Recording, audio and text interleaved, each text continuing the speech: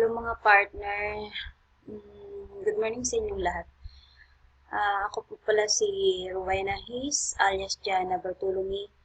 Ngayon, kasi ang iba naman sa atin dito hindi pa marunong mag-login sa IM account. So ngayon, um, gagawa ko ng video tutorial kung paano mag-login. Okay?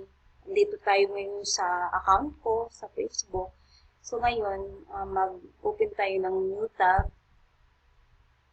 And then, i-type natin yung www.ignitionmarketing. Ito, Ignition Marketing Login.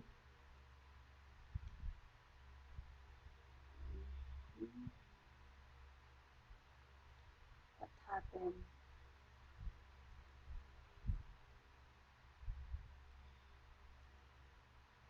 At ayaw. Ano ba?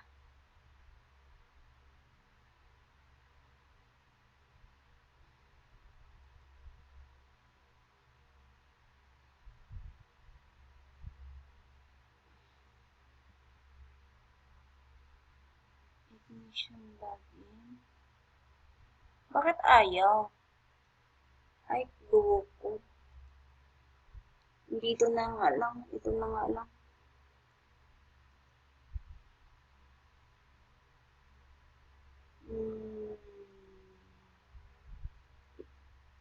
Ay, Allah.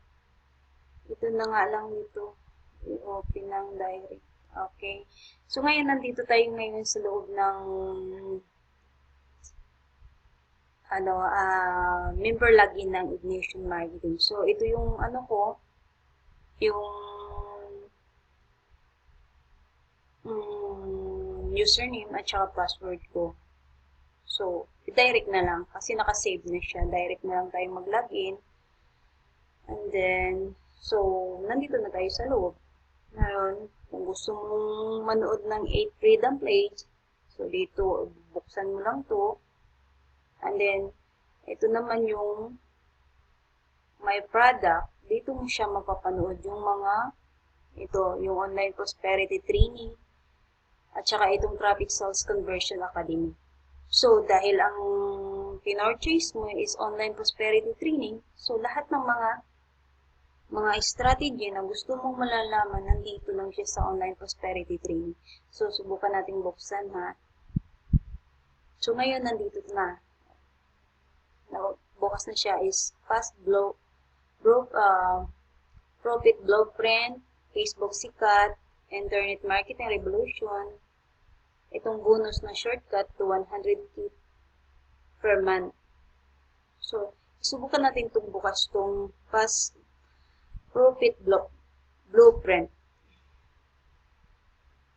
So, ito na yung mga laman. Itong mga modules na to. Ilang video ang nandito. Itong may mga comment pa. So, ito yung entrepreneur, fundamental structure, set goals and plan, get started for massive action, internet marketing. Ito na siya lahat. Matapos mo mapanood to lahat, so, balibak ka na lang, mag-back ka lang dito. Kung dito naman sa Facebook Sikat, ito na naman.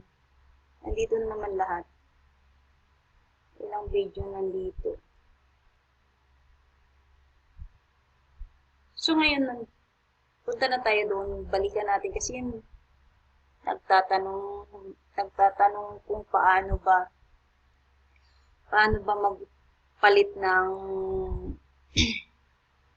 magpalit ng Gmail sa loob ng doon sa my account. So, punta tayo sa my account. Click natin dito. So, punta tayo sa my account. So, ngayon, nandito tayo sa personal info. Katulad sa akin, itong username ko. wing fees, tapos ito lahat-lahat yan. Ayan, yan. So, ngayon, kasi kanina, ang laman nito is, pinalitan ko na siya. Kasi kanina, yung ano ko dito is, ano siya, Haze wing, ito yung nakalagay kanina.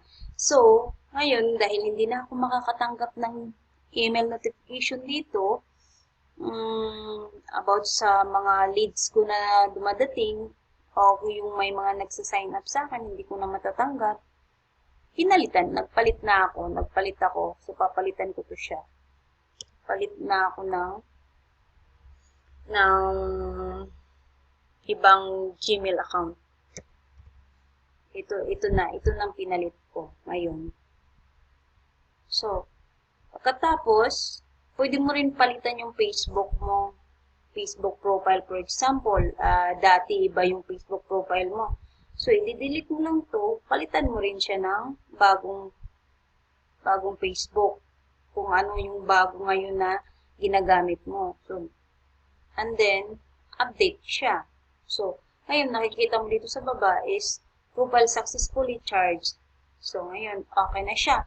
So, yung mga wala pang mga profile picture, for example, wala ka pang profile picture nakalagay dito ka lang mag-upload.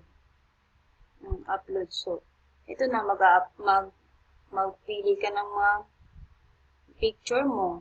Ganito. So, pili ka dyan kung saang mga picture gusto mong ilagay. Tapos, yun, ilagay mo siya. And then, pagkatapos, upload na. So, yan, lalabas siya. So,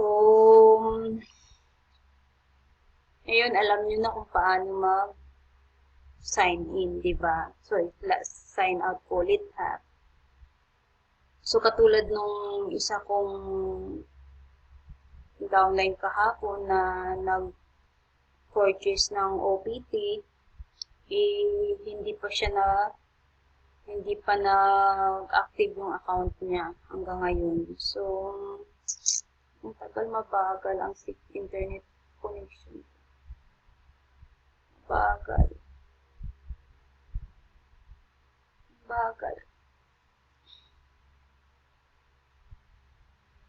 Ngayon, subukan natin ha.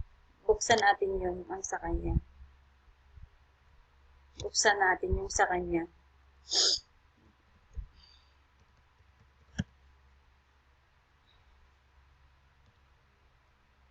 Ano ba yung password?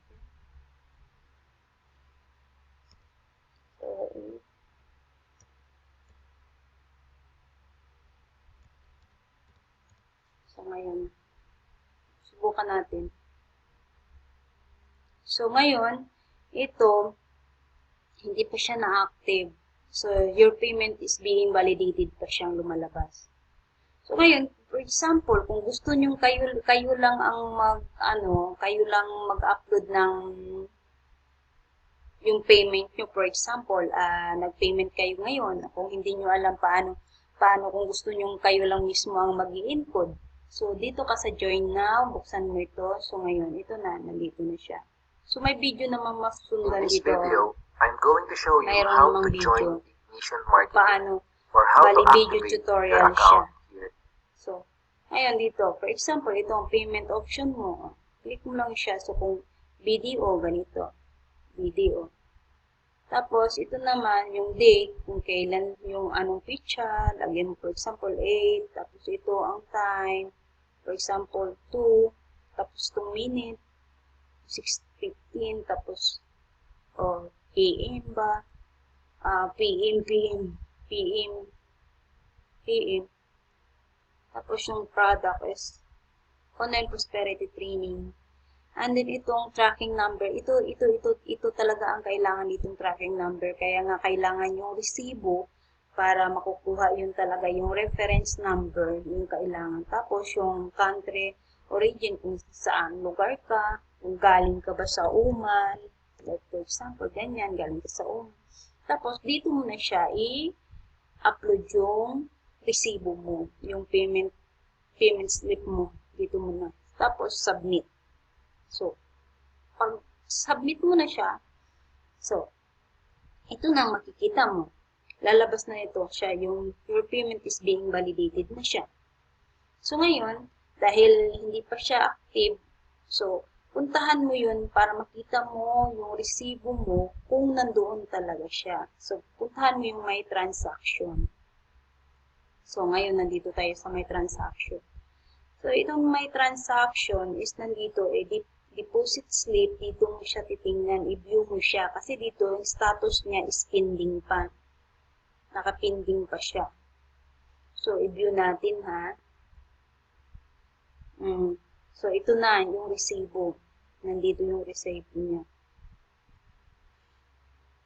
So, bali, nag-wait pa to kung kailan siya ma-detect nila yung reference number bago nila i-active yung account na to. So, kaya nga, waiting siya, waiting. So, ngayon, kung ma-active na siya, itong nakalagay na line dito is magiging green na siya. So, itong pending na nakalagay dito, so magiging okay na rin.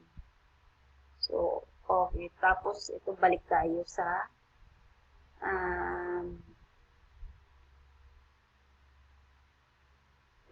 So, back home na tayo. Back home. So, ganito pa siya. Pero pag magiging ano na siya, pag magiging active na siya, ito yung 8 freedom page na dito ang lalabas. Dito na siya, ang 8 freedom page. So, ngayon, okay na ha. So, sana may kukuha kayong idea kung paano mag-sign in sa Ignition Marketing na account. Pasensya na kayo mga part kasi first time ko itong nag-try ng maggawa ng video tutorial. Kaya medyo bulol-bulol pa at saka hindi pa masyadong gaanong expert paano ba magsalita na nandito, gumagawa ng video tutorial. Sana maintindihan nyo. Okay, salamat.